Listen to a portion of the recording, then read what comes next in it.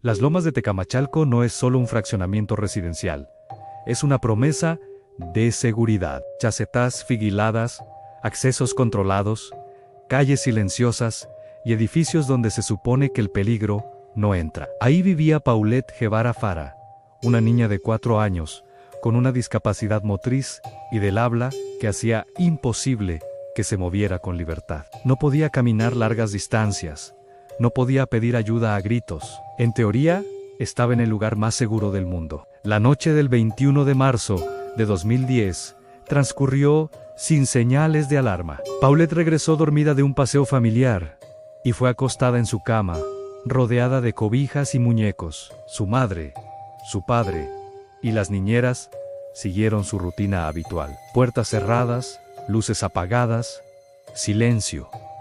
Nada parecía fuera de lugar. Nada anticipaba que, en pocas horas, esa habitación se convertiría en una escena imposible de explicar. A la mañana siguiente, cuando una de las niñeras entró a despertarla, la cama estaba vacía, las cobijas revueltas, el colchón intacto, pero Paulette no estaba ahí. No more en el ba. Oh, no more en el sala. No en ningún rincón del departamento. La pregunta apareció de inmediato, fría y perturbadora. ¿Cómo puede desaparecer una niña que no podía salir sola? La policía llegó rápido. Se revisó el departamento. Se hicieron preguntas, se levantaron colchones y se miró debajo de la cama. Nada en pocas horas. La desaparición dejó de ser un asunto familiar y se convirtió en noticia nacional. Patrullas, peritos y unidades caninas comenzaron a recorrer el edificio, los pasillos, los estacionamientos y las áreas verdes del fraccionamiento. Los medios hicieron lo que nunca antes se había visto en México al transmitir la investigación en tiempo real. Entrevistas en vivo, cámaras dentro del departamento, reconstrucciones públicas de la noche de la desaparición. El país entero observaba cada gesto, cada palabra, cada lágrima. Las redes sociales amplificaron todo en teorías, acusaciones, sospechas sin pruebas. Durante 9 días, la habitación de Paulette fue revisada una y otra vez. Perros entrenados olfatearon la cama. Peritos levantaron el colchón. Nadie encontró nada. Y mientras más pasaba el tiempo, más inquietante se volvía la pregunta. Si no salió del departamento, ¿dónde estaba? El 1 de marzo. 9 días después de la desaparición, las autoridades realizaron una nueva inspección, esta vez con perros entrenados para detectar cadáveres. Al entrar a la habitación, uno de ellos se detuvo junto a la cama de Paulette. No fue un movimiento casual. Al ladrón señaló, insistió. Cuando los peritos levantaron el colchón con mayor fuerza, el tiempo pareció detenerse. Entre el colchón y la base de la cama, envuelto en cobijas, estaba el cuerpo de Paulette Ien, en el mismo lugar que había sido revisado durante más de una semana. El silencio que siguió fue absoluto. La noticia recorrió México en minutos. Conmoción, incredulidad, rabia. La pregunta ya no era dónde estaba Paulette, sino cómo era posible que nadie la hubiera visto antes. Porque no apareció en un bosque ni en una carretera. Apareció donde todos ya habían buscado. La Procuraduría anunció su conclusión poco después. Paulette había muerto por asfixia accidental. Según la versión oficial, se deslizó durante la noche entre el colchón y la base de la cama y quedó atrapada sin poder respirar. No hubo responsables, no hubo delito, no hubo culpables. Pero la explicación dejó más dudas que respuestas. Paulette tenía movilidad limitada. El espacio entre el colchón y la base era estrecho.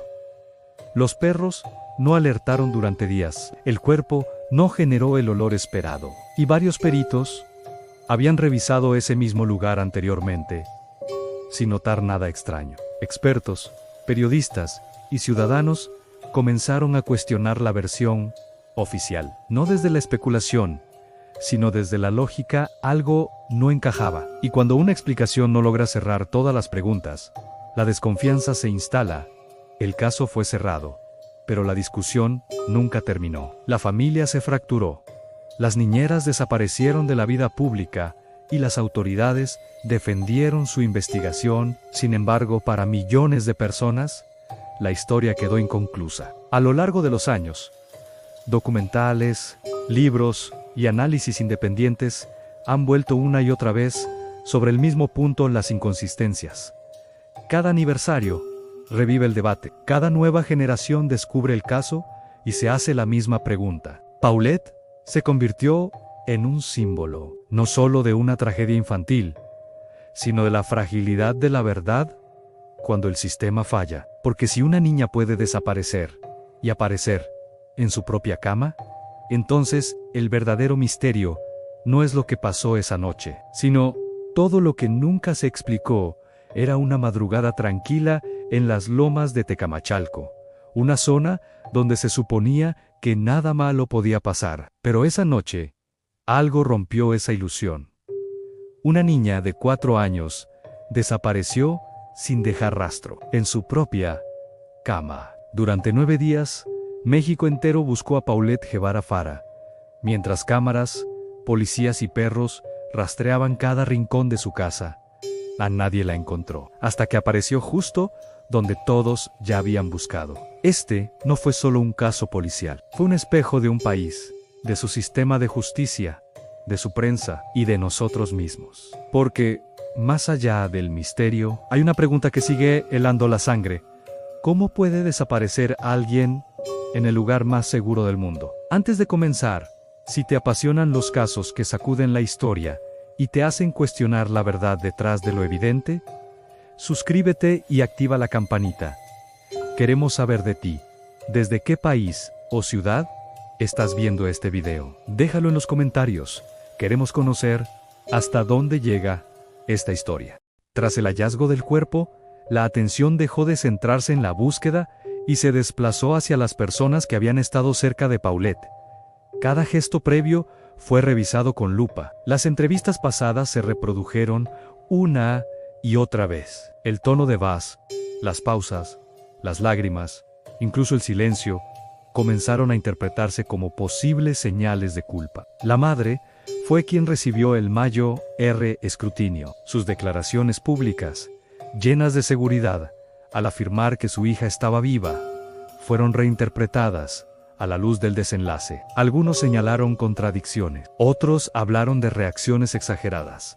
El padre, en cambio, fue visto como demasiado distante, y las niñeras, pese a no cambiar su versión, se convirtieron en blanco de acusaciones en redes sociales. Sin pruebas concluyentes, el juicio se trasladó al espacio mediático. Programas de análisis, especialistas en lenguaje corporal y usuarios anónimos construyeron narrativas paralelas. El caso dejó de ser solo una investigación legal y se transformó en un tribunal público donde la sospecha pesaba más que la evidencia. A medida que pasaban los días, comenzaron a salir a la luz errores en el manejo del caso. La escena fue contaminada desde el inicio por la entrada constante de personas y cámaras. La reconstrucción pública, transmitida en televisión, expuso detalles que debieron permanecer bajo resguardo. La presión por ofrecer respuestas rápidas superó al rigor técnico. Expertos en criminalística señalaron que una investigación tan mediática exige protocolos estrictos que no se respetaron. Los perros utilizados inicialmente no estaban entrenados para detectar cadáveres. Las revisiones, aunque repetidas, no siempre fueron profundas, y la confianza excesiva en conclusiones preliminares cerró líneas de investigación demasiado pronto. Sin embargo, ninguna autoridad asumió responsabilidades.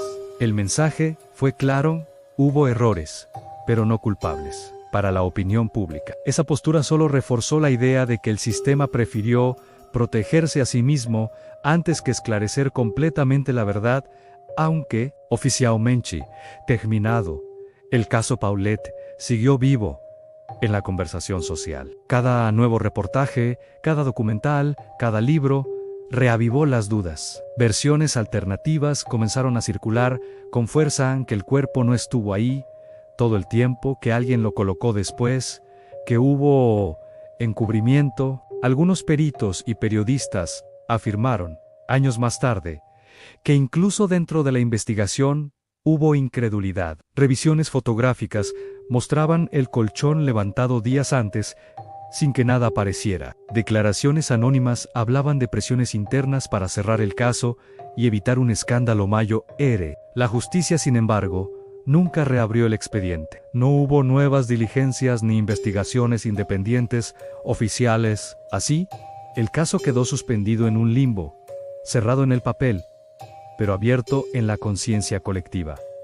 El caso Paulet marcó un antes y un después en México. Cambió la forma en que los medios cubren desapariciones y evidenció el poder y el riesgo de la exposición mediática. Mostró cómo la opinión pública puede influir en una investigación, pero también cómo puede distorsionarla. Para muchas familias de personas desaparecidas, el caso fue dolorosamente revelador. Si una niña pudo desaparecer en un departamento vigilado, ¿qué esperanza quedaba para quienes buscaban a sus hijos en contextos mucho más vulnerables? Paulet se convirtió en un símbolo de esa angustia colectiva. La desconfianza hacia las autoridades creció, no solo por lo que se dijo, sino por lo que nunca se explicó. El caso dejó claro que, en ocasiones, la verdad oficial no basta para cerrar una herida social aún hoy. Más de una década después, el nombre de Paulet sigue generando silencio incómodo. No porque se haya olvidado,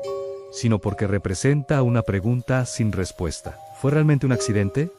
¿O hubo algo más que nunca se quiso revelar? El departamento sigue habitado. La ciudad siguió su curso. Pero la historia permanece, transmitida a nuevas generaciones a través de documentales, videos y relatos que intentan entender lo incomprensible. Cada persona que conoce el caso llega a su propia conclusión. Tal vez la verdad completa nunca salga a la luz. Pero el caso Paulet nos dejó una lección inquietante a veces. El mayor misterio no es lo que ocurrió, sino cómo una sociedad aprende a convivir con lo que no logra explicar. Y esa pregunta, todavía hoy, sigue abierta.